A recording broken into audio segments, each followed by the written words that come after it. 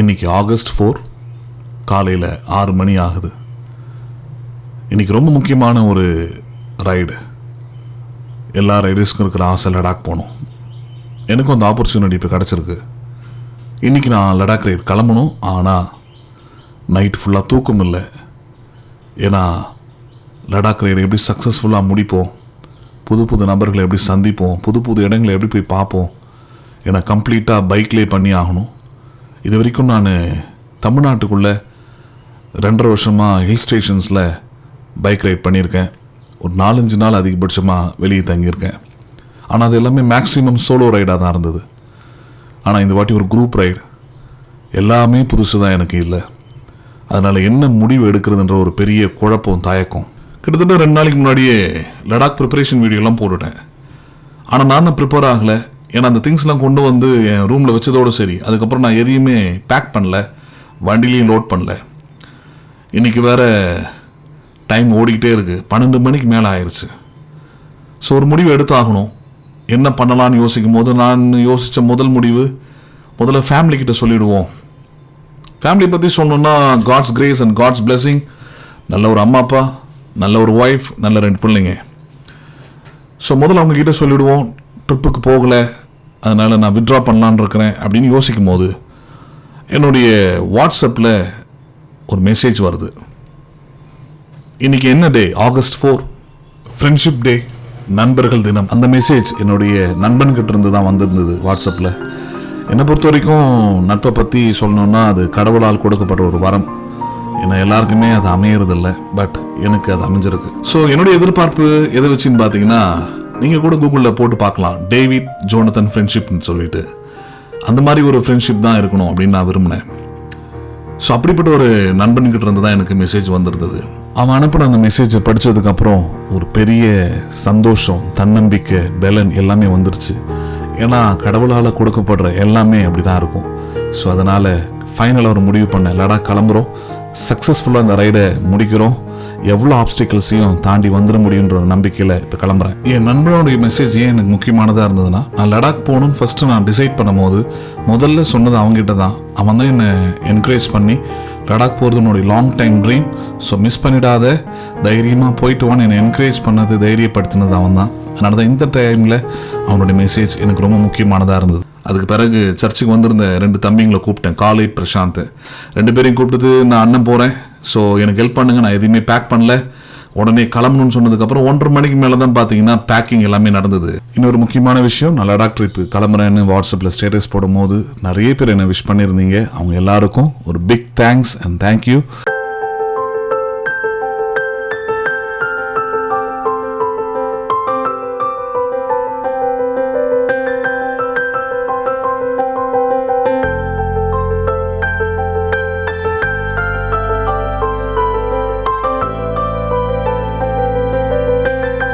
So இது மட்டும் இல்லாமல் நிறைய பேர் கால் பண்ணியிருந்தீங்க, வாய்ஸ் மெசேஜ் பண்ணியிருந்தீங்க. ஸோ சில உங்களுடைய விஷஸ் கூட விட்டு போயிருக்கலாம். So anyway, thank you all.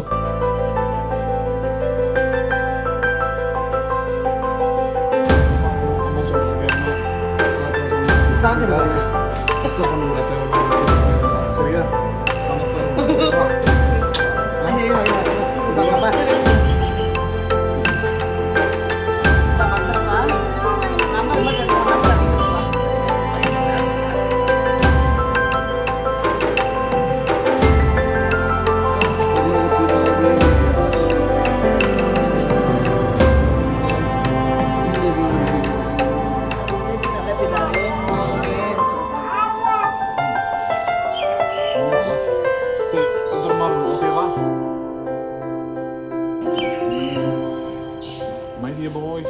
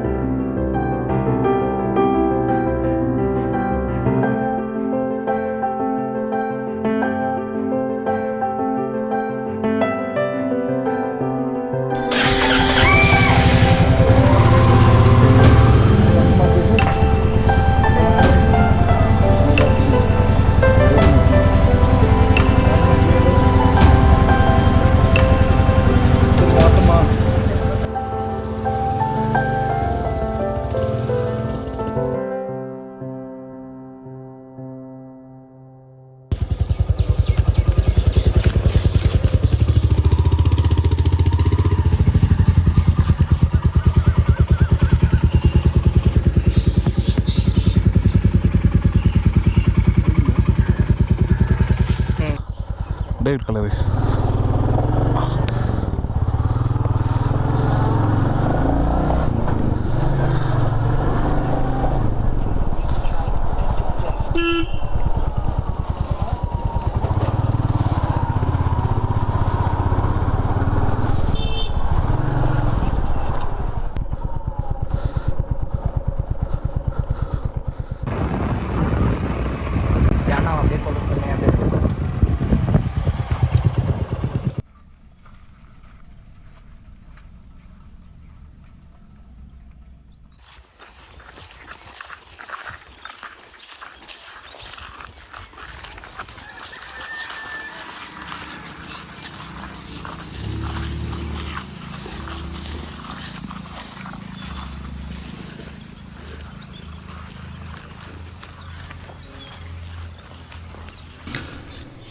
இப்போ நான் வந்திருக்கிற இடம் என் தம்பியுடைய கல்லறை.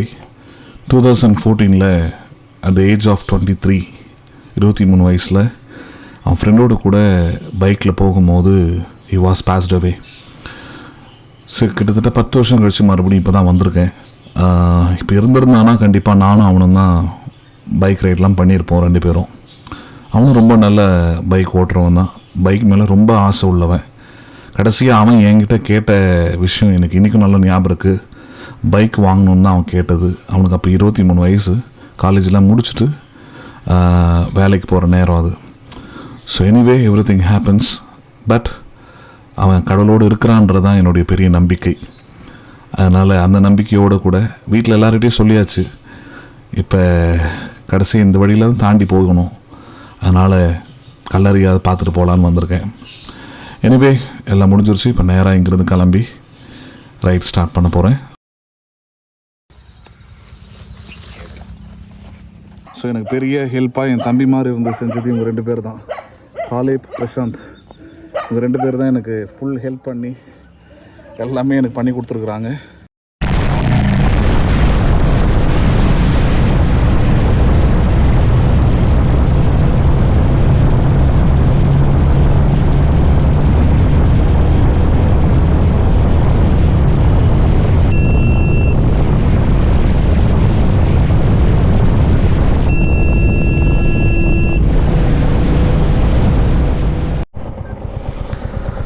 Hi, welcome to Jack Royal Ride. Yelagiri hills இது. ஏன் இங்கேருந்து vlog ஸ்டார்ட் பண்ணுறேன்னா, இது ஒரு பெரிய ஸ்டோரியாக இருக்குது. ஸோ அப்படியே போகும்போது அப்படியே பேசிகிட்டே போகலாம்.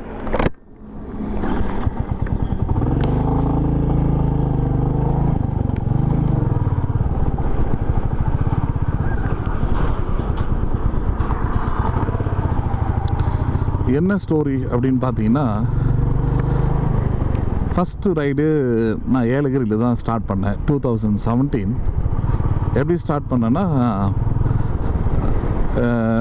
8th ஸ்டாண்டர்ட் படிக்கும்போது எங்கள் அப்பாவோட சொந்த ஊர் வந்து பார்த்திங்கன்னா மகாபலிபுரம். ஸோ ஏதோ ஒரு விஷயத்துக்காக அங்கே நாங்கள் ஃபேமிலியாக போகும்போது அப்போ பைக்கில் ஒரு கப்புள்ஸை பார்க்குறேன். அவங்கள பார்த்தா ஒரு நார்மலாக ஒரு சும்மா ஊர்லேருந்து ட்ராவல் பண்ணுற மாதிரி அந்த மாதிரி தெரில, ரொம்ப ப்ராப்பராக அவங்க கொஞ்சம் வித்தியாசமாக இருந்ததுனால அங்கே இருக்கிற என்னுடைய சொந்தக்காரர்கிட்ட கேட்குறேன், இது என்னன்னா இது பைக்கில் இது மாதிரி போகிறாங்களே என்னென்னு கேட்கும் போது தான் அவர் எனக்கு சொன்னார், பெங்களூர்லேருந்து மகாபலிபுரத்தை பார்க்குறதுக்காக அவங்க பைக்கில் வந்தாங்க. இதுதான் ஃபஸ்ட்டு எனக்கு பைக்கை பற்றி, பைக்கில் ரைட் பண்ணலாம், இவ்வளோ தூரம் போகலான்னு எனக்கு தெரிஞ்ச ஃபஸ்ட்டு விஷயம். ஸோ அதுக்கப்புறம் அது மனசுக்குள்ளே இருந்தது. எங்கள் வீட்டில் ரொம்ப ஸ்ட்ரிக்டான வீடு, அதனால் எங்கள் அப்பா வந்து வண்டிலாம் திறந்துலாம் பழக்கம்லாம் அவருக்கு தெரியாமல் எடுத்து ஓட்டி தான் நான் வண்டியே பழகிக்கிட்டேன். நான் யாரும் எனக்கு வண்டிலாம் சொல்லி கொடுக்கல.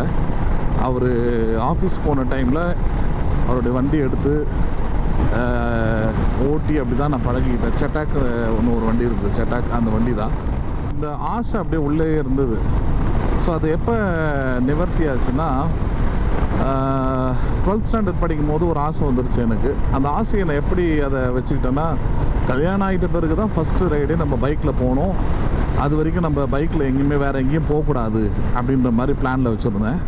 ஃபஸ்ட்டு அவெஞ்சர் 220cc க்ரூஸ் ஒரு பைக் வாங்குகிறேன். ஸோ அந்த பைக்கை வாங்கிட்ட பிறகு அதுக்கப்புறம் மேரேஜ் நடந்து முடிஞ்ச பிறகு என் ஒய்ஃப் கிட்ட சொல்லி ஃபஸ்ட்டு ரைடு ஏலகிரிக்கு தான் வந்தோம். ஏன்னா அதுதான் பக்கத்தில் இருக்கிற ஹில் ஸ்டேஷன் நான் நினச்சிக்கிட்டு ஃபஸ்ட்டு ரைடு நானும் ஒய்ஃபும் தான் கிளம்பி வந்தோம். வரும்போது பார்த்திங்கன்னா எங்களுக்கு இன்னும் ஞாபகம் இருக்குது, ரொம்ப கஷ்டப்பட்டோம். ஏன்னா எங்களுக்கு ப்ராப்பராக ரைட் பண்ண தெரியாது. ப்ராப்பர் ரைடுக்கு அல்லது ஒரு கம்ஃபர்ட்டான ரைடுக்கு என்னென்னலாம் செய்யணுன்றது தெரியாது. ஆசை இருந்தது, அதனால் பைக்கில் கிளம்பி வரோம். பட் ஒரு எவ்ரி 20 மினிட்ஸ் பார்த்திங்கன்னா ரெஸ்ட் எடுத்து தான் ஓட்டுற மாதிரி ஆயிடுச்சு. அதுக்கப்புறம் வந்தோம். அன்றைக்கி நல்லா மழையாக இருந்தது. ஏலகிரி ஒரு நாள் ஃபுல்லாக சுற்றி பார்த்தோம். திருப்பி வரும்போது அப்படி தான். என்னென்னா என் ஒய்ஃப் இதுக்கப்புறம் நான் பைக் ரைடுக்கே வரமாட்டேன் அப்படின்னு சொல்லிட்டு தீர்த்து சொல்லிட்டாங்க. அந்தளவுக்கான எக்ஸ்பீரியன்ஸாக அது அமைஞ்சிருச்சு. அது டிவியில் யூடியூப் பார்க்க ஆரம்பிக்கும் போது பார்த்திங்கன்னா விக்னேஷ் பிடி அவருடைய வீடியோஸ் தான் ஃபஸ்ட்டு பார்க்குறோம். அதுவும் அவருடைய வீடியோஸ் எது பார்க்குறோன்னா லடாக் வீடியோஸ் பார்க்குறோம். ஏன் பார்க்குறோன்னா அதில் அவரும் உங்கள் ஒய்ஃபும் தான் லடாக் போயிருப்பாங்க ஆக்சுவலாக பைக்லேயே. ஸோ அதை பார்த்த உடனே ரொம்ப இன்ஸ்பயர் ஆகிட்டு ரெகுலராக நானும் என் ஒய்ஃபுமே அந்த வீடியோஸ் பார்க்க ஆரம்பித்தோம், விக்னேஷ் பிடி அவருடைய வீடியோவை. அதில் பார்க்கும்போது எனக்கு இன்றைக்கும் ரொம்ப சந்தோஷப்படுறது என்னென்னா அவருடைய வீடியோஸ் பார்த்ததுனால தான் நான் ப்ராப்பரான ரைடிங் கியர்ஸாக இருக்கட்டும், ரைட் பண்ணுறதா இருக்கட்டும், எல்லாமே அவர்கிட்ட இருந்து அந்த யூடியூப்பில் பார்த்து லேர்ன் பண்ணிக்கிட்டது தான் நிறைய விஷயம். அவர் பார்த்திங்கன்னா மீடியமாக தான் ரைட் பண்ணுவார், பட் ப்ராப்பராக ரைட் பண்ணுவார். ரொம்ப ஒரு நல்ல ஒரு மென்டார் மாதிரி அவர் ஆக்சுவலாக ட்ராவலில். ஸோ அப்படி லேர்ன் பண்ணி தான் பார்த்திங்கன்னா ஆசை வந்து சரி நம்மளும் போய் பார்க்கலாமே, இப்படி அவர் சொல்கிற மாதிரியே ரைட் பண்ணி பார்க்கலாமேன்னு சொல்லிட்டு தான் அதுக்கு ஏற்ற மாதிரியான சீட்ஸு, அதுக்கப்புறம் கம்ஃபர்ட்டான க்ளவ்வு எல்லாமே, ரைடிங் க்ளவ்ஸ் எல்லாமே வாங்கி ஃபஸ்ட்டு ரன் பண்ண ஆரம்பிக்கிறேன். அதுதான் ஃபஸ்ட்டு வீடியோ. வேடந்தாங்கலுக்கு போயிருப்பேன். கிட்டத்தட்ட எங்கள் வீட்டில் இருந்து வேடந்தாங்கல் பார்த்திங்கன்னா ஒரு 1 hour ஒரு 1.5 hours இருக்கும்னு நினைக்கிறேன். அதான் ஃபஸ்ட்டு ரைடு எனக்கு. அதுக்கப்புறம் vlog பண்ணதில் அதுக்கப்புறம் வந்து பார்த்திங்கன்னா ஜவாத் ஹில்ஸு தான் ஃபஸ்ட்டு லாங் ரைடு. அதுக்கப்புறம் ஏலகிரி ஹில்ஸு திருப்பியும் வந்திருந்தேன். அதுக்கப்புறம் நிறைய ஹில் ஸ்டேஷன்ஸு தொடர்ச்சியாக போக ஆரம்பிச்சுட்டே இருந்தேன் நான். ஸோ அப்படி போக தான் வந்து பார்த்திங்கன்னா நிறைய விஷயத்த லேர்ன் பண்ண ஆரம்பித்தேன். இன்றைக்கும் நிறைய விஷயத்த லேர்ன் பண்ணிக்கிட்டு இருக்கிறேன். ஸோ அந்த 2017 விக்னேஷ் பிடி அவருடைய லடாக் வீடியோ பார்த்ததுலேருந்து போகணுன்னு ஒரு ஆசை இருந்தது.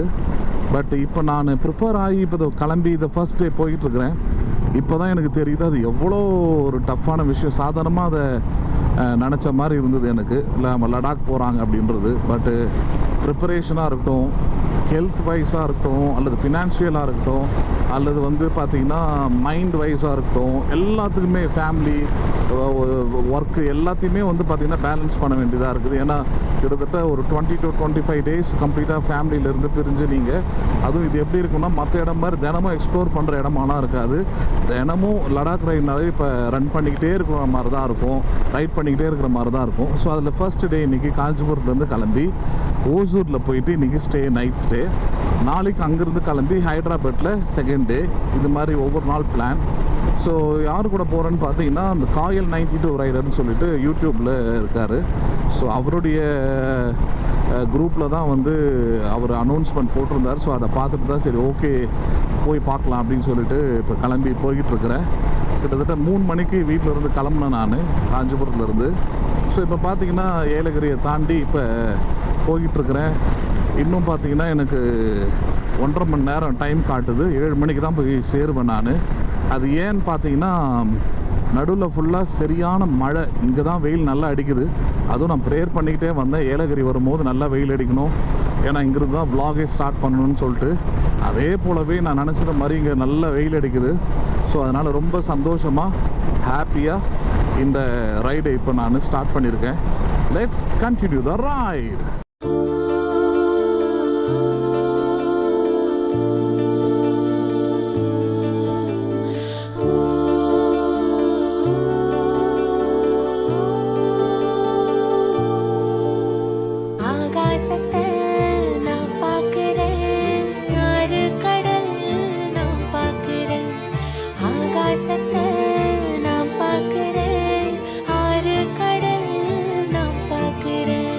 கண்ணால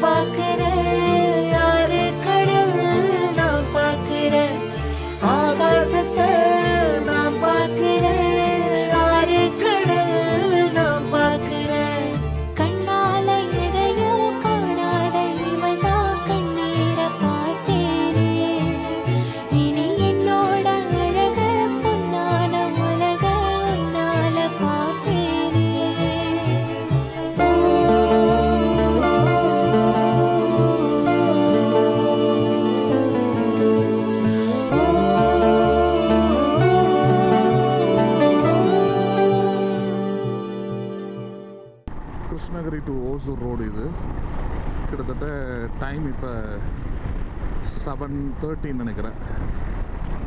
இந்த ரோடு வந்து பார்த்திங்கன்னா ரொம்ப மோசமாக இருக்குது. ஒருவேளை சண்டே ஈவினிங் அப்படின்றதுனால டிராஃபிக்காக இருக்கா, பயங்கர எல்லா இடத்துலையும் டிராஃபிக்கு. ரெண்டாவது வந்து ரேஷ் டிரைவ்னால் என்னென்னு இங்கே தான் பார்த்தனே நான். பயங்கரமாக வண்டி கண்ணாமண்ணு ஓட்டுறாங்க.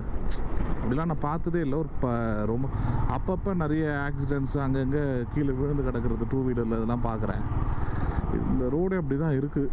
ப்ளஸ் வந்து பயங்கர டிராஃபிக்காக இருக்குது. நான் ஃபர்ஸ்ட் டைம் நான் இப்போ தான் வரனே இங்கே, அதனால் எனக்கு அப்படி இருக்கான்னு தெரியல.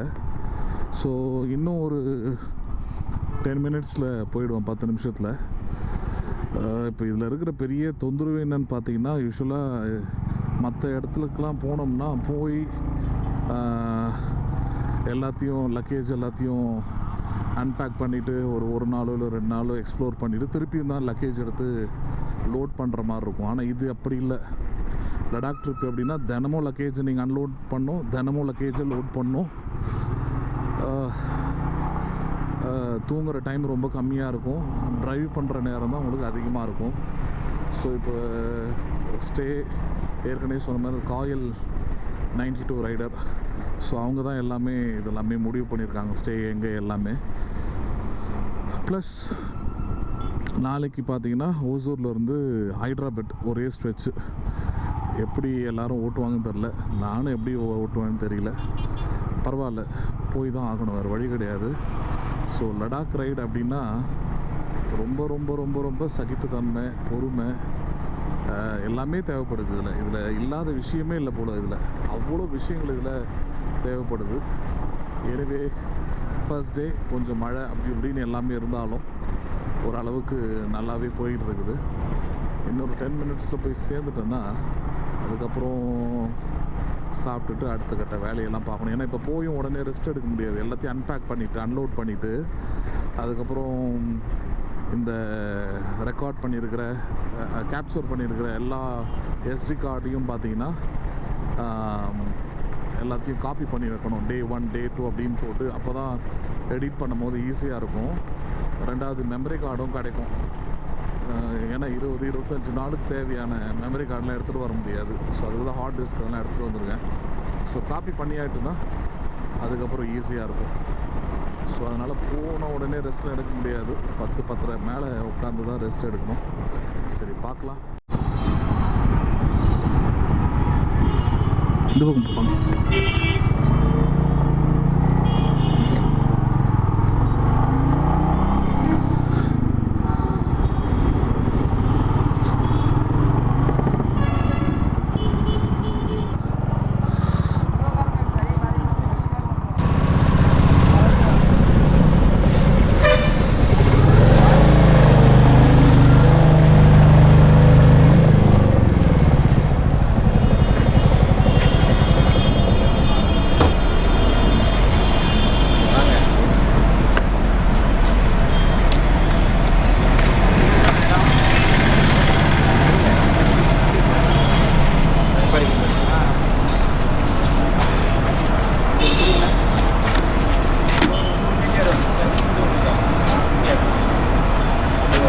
நினைக்கிறேன் 350 தான். 350. நீங்கள் என்ன ஊர்னா? காஞ்சிபுரம். காஞ்சிபுரம். எத்தனை கிலோமீட்டர் வந்து? எத்தனை கிலோமீட்டர் வந்து நிறைய வண்டி வந்து 400 இருக்கும் நினைக்கிறேன்.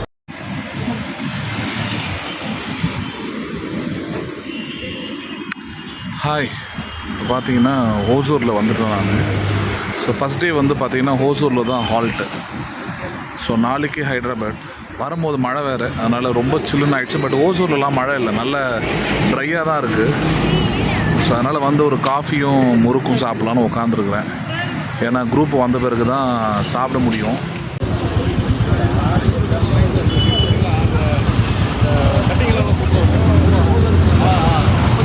Going for dinner.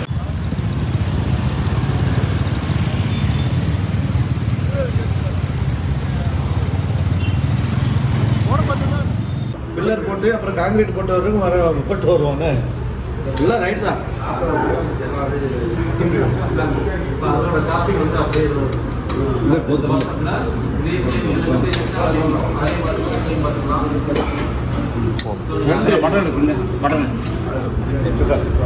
Thanks for your safe journey, bro. Keep the updating.